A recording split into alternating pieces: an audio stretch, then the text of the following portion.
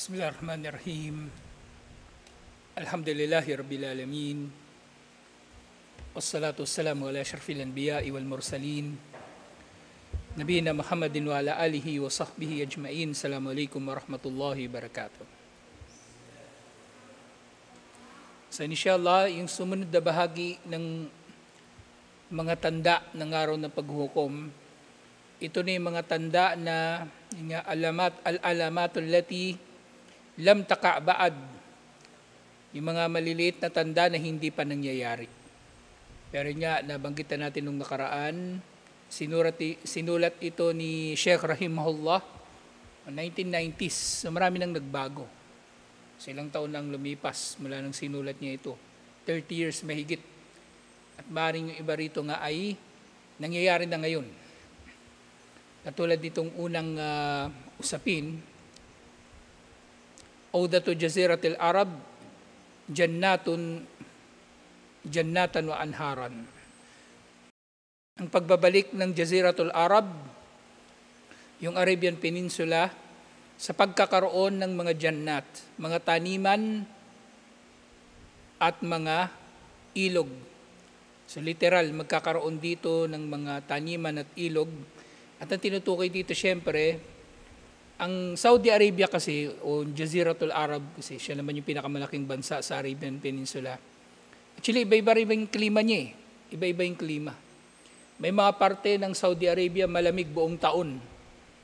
Kaya nga yung merong lugar doon, yung Taif, yun ang tinatawag nilang summer capital. Kapag summer, doon nagbabakasyon yung mga tao.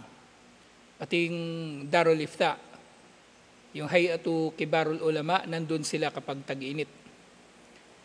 At meron ding lugar na inuulan, madalas umulan.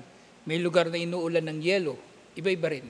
Pero tinutukoy dito yung kabuuan o malaking bahagi ng Jaziratul Arab na disyerto, pero nagkaroon na ng mga taniman at mga ilog. At iniulat ni Abu Hurairah radhiyallahu anhu, iniulat ito ni Imam Muslim. Qala Rasulullah sallallahu alaihi wasallam, la taqumus sa'a hatta yukthiral malu wa yufid. Hindi darating ang araw ng paghuhukom hanggang sa dumami ang yaman at mag-umapaw ito. Sabihin sobra-sobra ng dami ng yaman na siyempre, minsan maling nauunawaan ito ng tao. Hindi ito nangangahulugan din kasi merong mga hadith, di ba, na wala nang tatanggap ng sadaka. Pero hindi rin ito automatically rin naman mangangahulugan na lahat ng tao mayaman. Okay? So maaring nag-uumapaw ang yaman, pero maaring hindi rin naman ito na-distribute ng maayos. Sinasabi ko ito kasi maaring nangyayari na ito, pero itatanggi ng tao kasi sasabihin niya, mahirap pa rin ako eh. Ibig sabihin, hindi dumami ang pera at hindi ito nag-uumapaw kasi hindi ako naambunan ng pera eh. Pero maaring hindi. Kasi maaring marami nga yung pera, pero pinagdadamot nila o hindi nila pinangtutustos sa mga Muslim. Eh, katulad nga na nangyayari sa mga bansang Arabo. Halimbawa na lang yan tuwing New Year. New Year yun na celebration ng kuffar. Ang mga bansang Arabo, kung gagastos yan ng paputok, fireworks, bilyon-milyong halaga ng riyal o ng dolyar na pwede sana nilang naipadala sa may hirap ng mga bansang Muslim. Pero inaksaya nila. At yung mayayaman, tinan nyo yung mga mayayaman sa kanila, kung saan-saan ginagastos yung kanilang mga pera, maaring nagbabayad sila ng zakah, maaring nagsasadaka sila. Pero mas malaki pa rin ang nagagastos sa kanilang mga luho. Kasi nga, isa itong tanda na nga sabahan nila, maaring nangyayari na. Pero nga, maaring hindi natin ito nakikita sa ganitong anyo kasi isipin ng tao, ang kahulugan nito, lahat yayaman. Pero maaring hindi rin eh. Hindi yayaman lahat, pero nag-uumapaw ang pera, hindi nga lang dumarating sa marapat na datnan nito. Katulad ng nababanggit naman sa iba pang mga hadith na kumbaga wala nang tatanggap ng sadaka na nangyari na nga rin ito nung panahon ni Omar bin Abdulaziz, rahimahullah, at mangyayari uli sa panahon ni Isa alayhis salam. Pero ngayon, maaring nangyayari na ito Nag-uumapaw ang pera. Nag-uumapaw ang pera ng mga Muslim. Pero hindi ito naipaparating sa marapat na maparatingan. Inaaksaya nila. Gayun din, kabilang sa mga tanda na nababanggit dito sa nag-iisang hadith. Isang hadith lang ito, pero iba-iba yung nababanggit. Hatta yukhrijar rajulu zakata malihi, fala yajid ahadan yakbiluha. So ito na nga yung sinasabi ko rin kanina. Yung pag-apaw ng pera o ng yaman, pagdami ng yaman na nag-uumapaw ito, maaring ang iba pa doon sa pagdami naman ng yaman na lahat ng tao yumayaman. Na dahil sa mayaman na lahat ng tao, gusto ng isang tao na magbayad ng zakah. Pero wala na siya makita na tatanggap nito. At paano ba natin masasabi na hindi ka na dapat tumanggap ng zakah? Ang zakah, di ba, para sa miskin at sa iba't iba pang mga paggagamitan nito, doon na lang tayo mag-focus muna sa miskin. Ang miskin, yung tao na sapat lang yung kanyang kinikita para suportahan o tustusan ng kanyang sarili. At sinasabi pa ng mga scholar, actually, pwede mong gawing batayan kung miskin ka ba, kung nagbabayad ka ng zakah, hindi ka na dapat tumanggap din ng zakah. Kung nagbabayad ka ng zakah, hindi ka na dapat tumanggap din ng zakah. Kaya nga, yun nga, nakukwento ko sa inyo, minsan lang talaga ako nagbayad ng zakatul mal. Isang beses lang. Dito yun. Hindi na ako tumanggap kahit zakatul fitr. Hindi ko tinanggap. Ibinigay ko sa iba yung natanggap ko. Ipinasa ko sa iba. So dito, mayaman na lahat. So magkahiwalay silang binanggit ni Propeta Muhammad sallallahu alaihi wasallam na umaapaw yung yaman at mayaman lahat na wala nang tumatanggap ng zakah. At yun nga, ito maaring nangyari na ito nung panahon nga ni Omar bin Abdulaziz at mangyari uli sa panahon ni Isa alayhis salam, kaya nandito uli siya nababanggit sa mga tanda na mangyayari pa lang. At gayon din, hatta tauda ardul Arab, jannatan wa anharan. At hanggang sa bumalik ang lupain ng mga Arabo na disyerto, kilala kasi ang kumbaga, kapag sinabing Arabo sa konteksto nito, disyerto talaga. Okay? Magbabalik ito sa pagkakaroon ng mga ilog at mga taniman. Nasabi nila itong itong bagay nga na ito, bukod sa kamangha-mangha na nangyayari na nga ito ngayon, kumbaga, na ito talaga yung kahulugan niya, na magbabalik ang Jaziratul Arab sa pagkakaroon ng mga taniman at mga ilog. Kasi madalas may nagpo-post, di ba, kapag taglamig sa Saudi Arabia, pinopost nila na nagiging luntian ng disyerto. Hindi yun ang tinutukoy dito. Hindi yun ang tinutukoy dito sa hadith na ito. Yung pagiging luntian ng disyerto kapag taglamig, normal yun na nabubuhay ang halaman. At malalanta na naman sila pag tag-init. Pero ito permanente na mga taniman at mga ilog. At yun nga nangyayari na nga ito. 2012 ako umalis ng Saudi Arabia. Ang dami na nilang mga proyekto, mga irigasyon, at napuntahan ko na yung marami nilang mga taniman. Dati ang maraming mga taniman nasa ilang mga lugar lang. Pero ngayon halos sa lahat ng bayan sa Saudi Arabia meron ng taniman. At hindi lang dates. Talagang mga prutas mismo na doon na nila pinapatubo dahil sa paglaganap o pagdami ng mga taniman at mga ilog na ito na mula rito kumukuha sila ng tubig at maaring napapaloob na nga rito yung mga irigasyon. Ngayon, meron pang isang kamangha-mangha nga dito sa hadith na ito. Ang ginamit na salita ni Propeta Muhammad sallallahu alaihi wasallam, taud, ibig sabihin magbabalik. So kung titingnan natin ang literal na kahulugan nito, sinabi niya magbabalik ang disyerto, ang lupain ng mga Arabo sa pagkakaroon ng mga taniman at mga ilog. Ibig sabihin dati pala ay mayroong mga taniman at ilog sa Arabian Peninsula. So, yun nga, hindi nga rin ito malayong mangyari. At actually, totoo ito.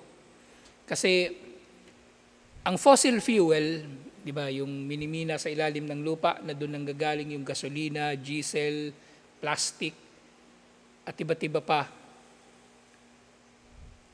Nabuo yun sa ilalim ng lupa sa loob ng ilang milyong taon dahil natabunan ng lupa at na-subject siya sa matinding pressure. Na-subject sa matinding pressure yung organic na mga bagay. Organic ibig sabihin bagay na may buhay. Halaman, hayop, o sabihin natin tao. So, naipon sila doon sa ilalim yung mga bahagi ng kanilang, di ba, nabubulok yung mga bagay na may buhay. So naipon yun, naging concentrated yung carbon at yung iba pang mga elemento na naroon sa fossil fuel, yun na sila, na naging fossil fuel. So hindi talaga mapasisinungalingan na tama yung sinabi ni Propeta Muhammad sallallahu alaihi wasallam. Dating luntian ang Jaziratul Arab. Dati rito may mga puno, dati rito may mga hayop. At sa paglipas ng panahon, sa ilang milyong taon, natabunan nito ng lupa, na pailalim sila sa matinding pressure at iba't ibang mga proseso, na mula rito ay nabuo ang fossil fuel na minimina ngayon doon. Kaya ang sinabi nito ni Propeta Muhammad sallallahu alaihi wasallam na magbabalik ang Jaziratul Arab sa pagiging luntian ng mga, actually mali yung mali yung wording nung minsan isinishare nila, magbabalik sa pagiging luntian.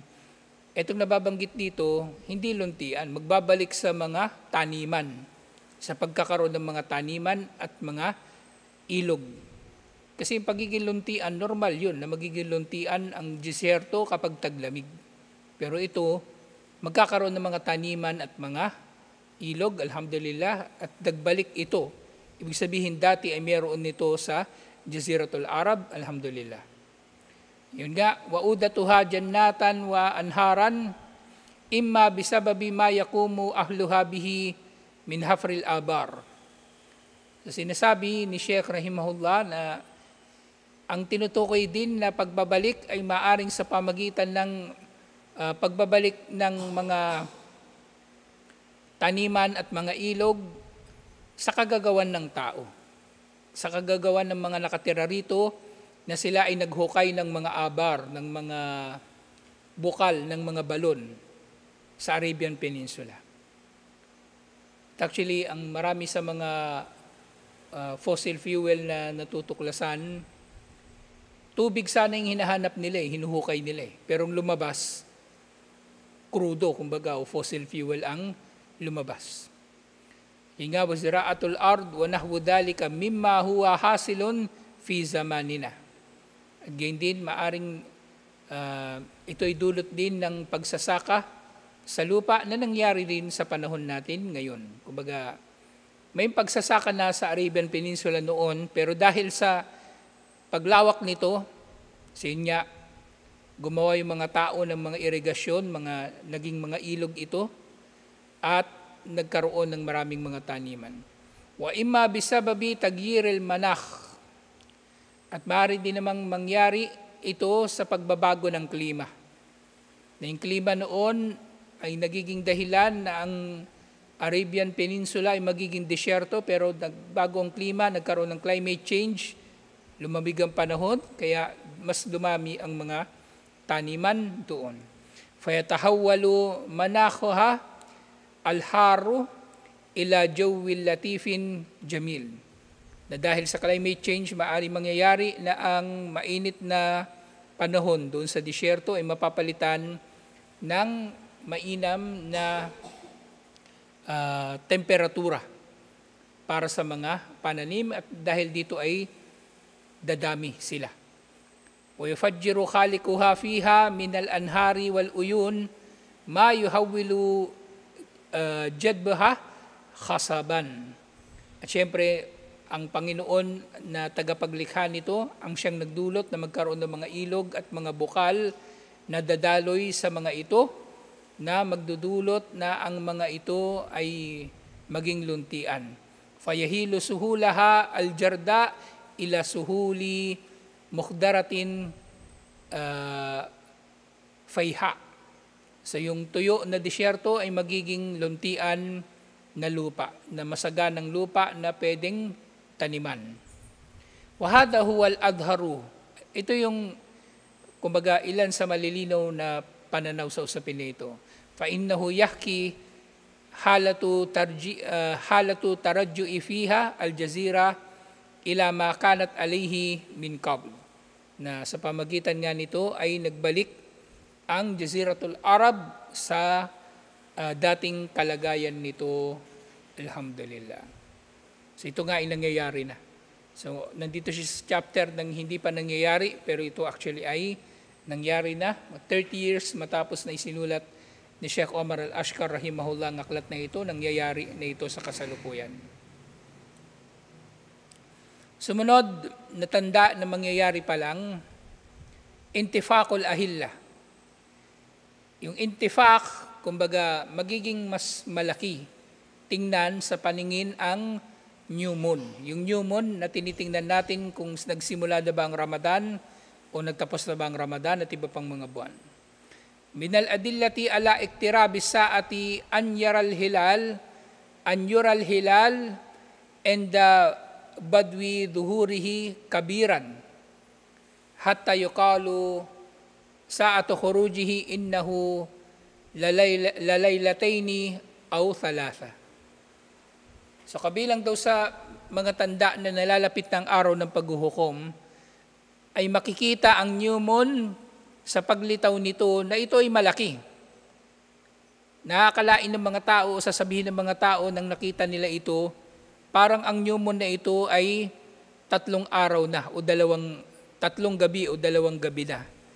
Kasi nga 'di ba yung new moon halimbawa 'di ba makikita natin ito sa pangatlong gabi, pang-4 na gabi o mahigit pa na visible na talaga ito. Pero ang new moon mahirap talaga itong makita kasi parang guhit lang ito sa langit.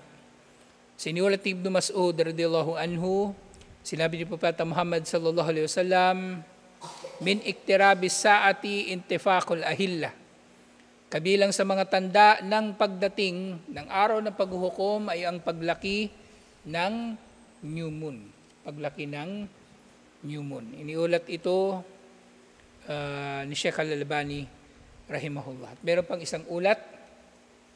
Iniulat ito ni Anas radhiyallahu anhu, qala Rasulullah sallallahu alaihi wasallam, min iktirabis saati an yural hilalu kabalan. Kabilang sa mga tanda ng pagdating ng araw ng paghuhukom na ang hilal, ang new moon ay makikita na parang ito ay mas malaki. Fayuqalut, dahil dito sasabihin ng mga tao tungkol dito, lalaylataini, so makikita nila ito na mas malaki, na yun nga, sasabihin nila parang 2 gabi na ang hilal na ito. Ibig sabihin, kasi ang hilal, di ba? Habang lumilipas ang buwan, papunta sa gitna ng buwan, magiging bilog. At mula sa bilog, sa pagtatapos ng buwan, liliit na naman ito. Liliit na naman ito. Na nga, bukod dito, nababanggit sa hadith na ito, na waan tuttakadil masajidu turukan, bukod dun sa paglaki nga ng new moon, kabilang sa mga tanda ng araw ng paghuhukom, ang mga masjid ay magiging lansangan. Waliyadu billah. So lansangan na, literal na dinadaan-daanan lang ito ng tao. Literal na dinadaan-daanan lang ng tao ang masjid. Merong dadaan dito kasi mas mabilis dumaan dito pero hindi naman siya tumigil para magsala o gumawa ng mga gawaing pagsamba. At isa pang tanda ng pagdating ng araw ng paghuhukom na nababanggit sa hadith na ito, inulat ito ni Imam at-Tabarani na yung mautul faja'ah, yung pagdami ng biglaang pagkamatay ng mga tao. Biglaang pagkamatay, syempre, ang biglaang pagkamatay na ito maaring dulot ng mga pagkakasakit na kumbaga hindi inaasahan na kamatayan. Kasi kung yung kamatayan sa labanan, hindi yun biglaan may tuturing. Kasi nandun siya sa lugar na naroon ng kamatayan, pero ito yung biglaang kamatayan, mga kamatayan na hindi inaasahan na mangyayari sa mga tao, waliyadu billah. So ito yung unang dalawa na mga tanda na nababanggit dito sa aklat ni Sheikh Omar Al-Ashkar. Yung iba pa, inshallah, tutuloy natin next week. Assalamualaikum warahmatullahi wabarakatuh.